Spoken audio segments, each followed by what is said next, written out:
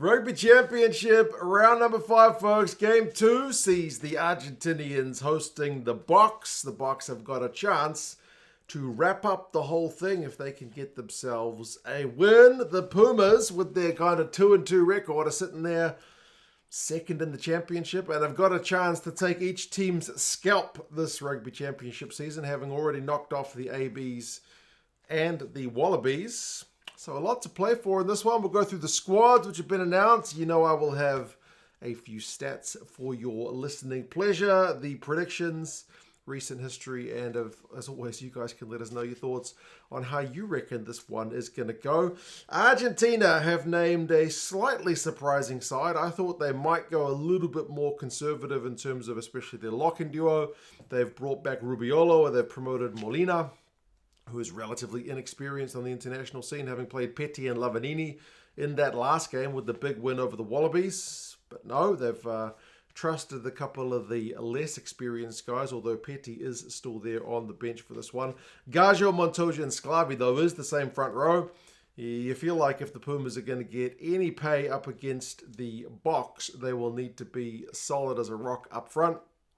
They were able to boss around the Wallabies, especially towards the latter stages of that last game. But hey, the Wallabies are a different kettle of fish from this Springboks side. I mentioned Rubiolo and Molina in the locks. Rubiolo's come in from outside the 23, and there is no Lavanini in the side. I didn't read that he's injured or anything, but Petty does drop to the bench for this one. Matera, Crema, and Oviedo.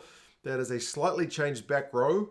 Matera continues on at 6, Crema continues on at 7, and those guys are a good duo. Anyone who's watched Argentinian rugby over the last how many years now will be very familiar with those. You know, Crema, big unit, tough as nails, very physical approach to the game, and Pablo Matera has got the skills of basically any position he could play, really. He's one of those guys, genuinely, who has just got, you know, he can take the ball to the line, he can draw a man, he can offload, he can pass, he can get turnovers, he can bust tackles, like he makes tackles, he just does a bit of everything.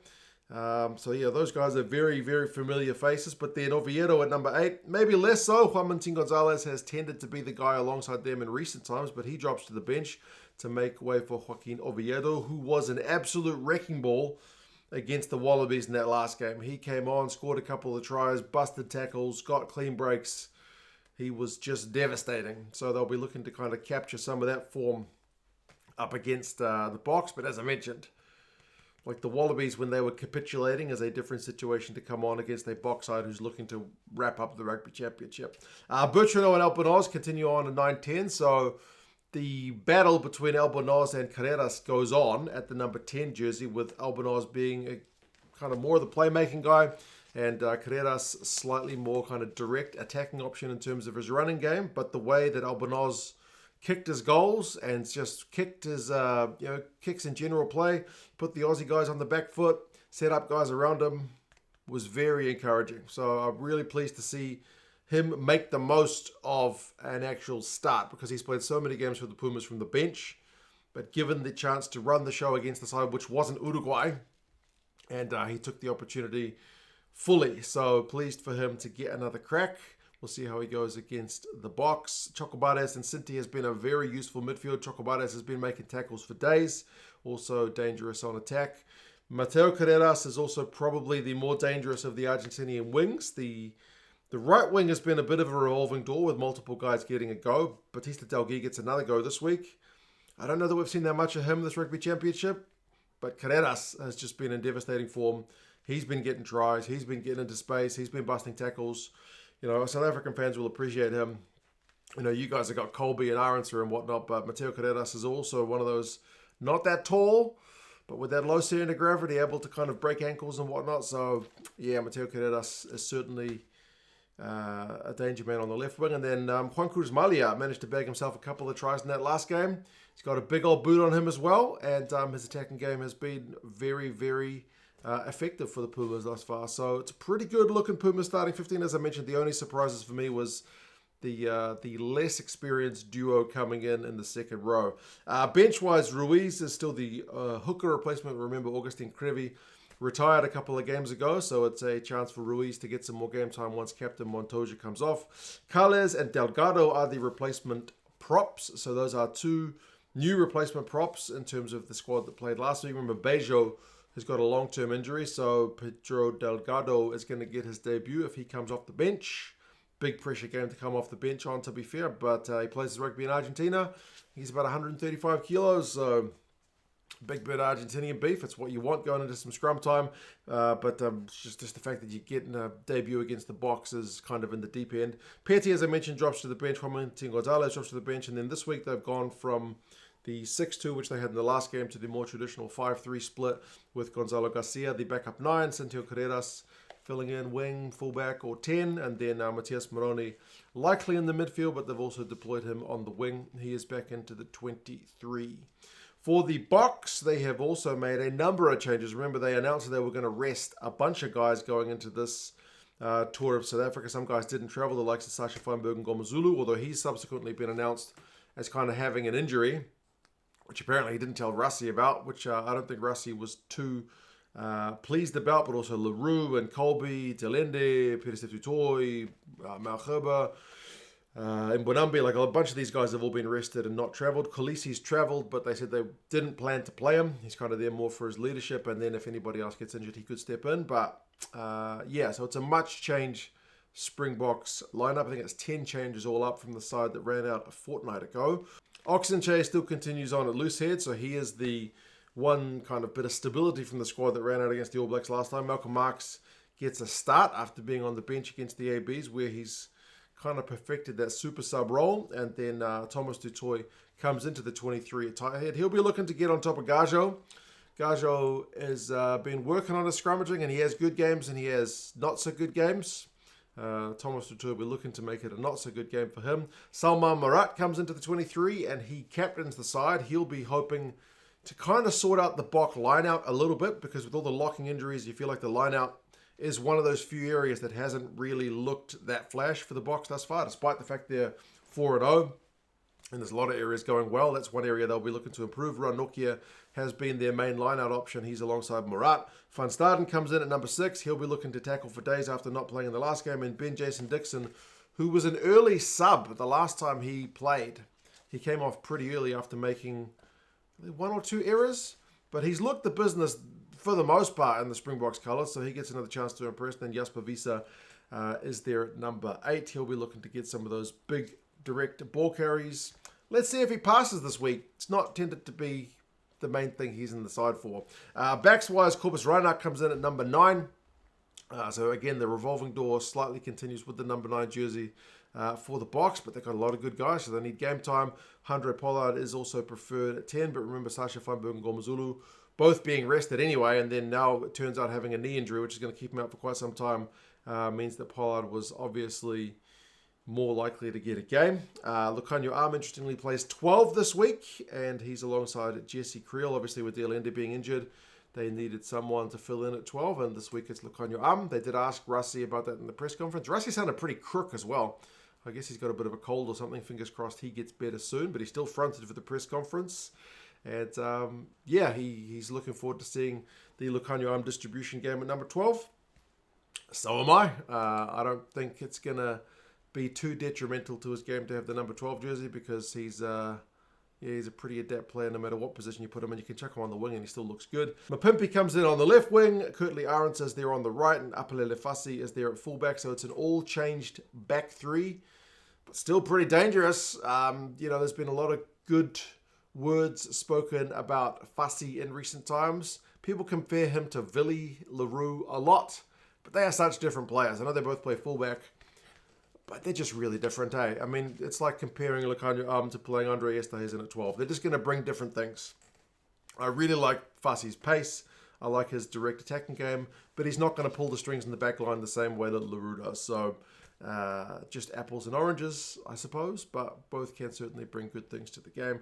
Bench-wise, Wessels, Steenekamp, and Koch, that's an unchanged front row replacement. And then Eben Etzebeth is there on the bench for this one, so he drops from the starting 15. He's going to equal Victor Matfield's record when he comes on, assuming he comes on. So big congratulations to him. He's certainly powering through the Springboks caps. And remember, that's despite the fact that they had a year off with COVID where he didn't accumulate any caps because the Boks didn't play, but he's still powering through them. Imagine how many he'd be on if they did play that year. Elric Lowe and Kwaka Smith are in the 20 and 21 jumper, so there's just the 2 backs on the bench this week with Jaden Hendrickse, and Marnie Libok finally sees some time in the Springboks jersey. It's been a little while for him. Stats, I promised you some stats. We'll start with the Argentinians because they are at home. Now, unlike many recent Argentinian sides, which tended to be starved of possession and territory and liked to kind of hit sides on the break or potentially opt for three-pointers, like under Checa and under Ledesma, at times they've been sides which really struggled. They haven't been so much in a Contapome. They've had kind of really normal-ish numbers, like 51% here, 49% there, 48%. You know, they're not really getting dominated at possession and territory time, which is pleasing because it gives them more options in how they can play. They don't just have to play as a counter-attacking side. And the goal kicking has been phenomenal. It's not one thing you really associate with this Argentinian side, especially when Carreras has been playing, or Boffelli's not been playing this campaign with injury, but it's just been a bit scattergun. Some games they'll get it right, some games they'll not. Rugby Championship, they're at 95% from the boot. They've hardly missed any kicks. Not all easy ones either, so that's encouraging. You feel like if they're going to get a win against the Boks, they need to take the majority of the points on offer. And the discipline's been good. You got guys like Lavanini and Kremer who've been playing. These guys had not got the best reputations in terms of the cards that they give away. No cards in the Rugby Championship thus far. So keep 15 guys on the field. Kick your goals. Able to compete with ball. Like, don't get camped in your own half. Able to get a decent amount of ball. If they can replicate this stuff against the Springboks, they will certainly be in with a chance. Although it's kind of hard to know with this Argentinian side which one is going to show up. I know that's a cliche, but they've really been so up and down ever since Contapome took over. Against the French, they were like that. Against the All Blacks, they were like that. Against the Wallabies, they were like that. So it's really kind of frustrating. But good news for them is they are kind of a second half side. They've generally scored more points in the second half than in the first half, which means they've got the legs to go the distance. I mean, they scored 36 points in the final 20 against the Wallabies in that last game. As the Wallabies had kind of put up the white flag by that point, but even before that, they were tending to do pretty well in the second half because the way the Boks play, that's going to be important. You need to have that fitness level to compete for the full 80 because the Boks are a side right now that if you don't, they'll take the game away from you at the death. For South Africa, their goal kicking, which is something they're more well known for, has been nowhere near as high as the Pumas. They're like less than 70%. The Boks are giving us All Blacks numbers traditionally. You know what I mean? Like the Boks, they've won World Cups by having like really reliable goal kickers. They've won Lions Series, that last one. Mornay Steyn, man. Reliable goal kickers. It's not really been a thing, but it's not mattered. They're still 4 from 4 because they're able to beat you in other ways. Like they've not been outrun by their opponent in any of the Rugby Championship games this year.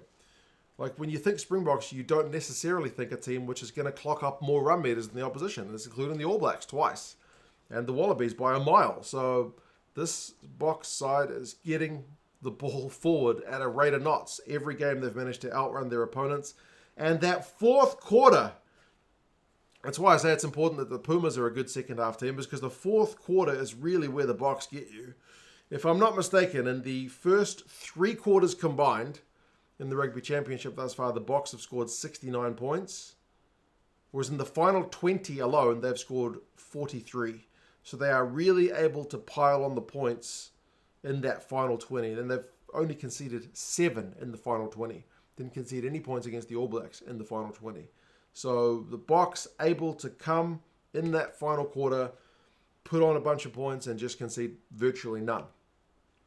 Sign of a pretty good team. Like I mentioned, the lineout's been a little bit shaky without some of the locks being available with injuries, and they'll certainly want to improve the breakdown area, which they got punished a little bit by the All Blacks in that last game. And discipline-wise, the Boks have had a lot of cards. 3 in the opening game, 2 in the last game, 1 in the game before that. I think there's only been 1 game in the Rugby Championship thus far where they didn't give away any cards. So, I don't know, man. Like, the Boks are going to go into this one as big-time favourites. The last 5, it's 5-zip to the Boks. The Boks have got a pretty good average score against the Pumas in those last 5. It's 30-17 average score.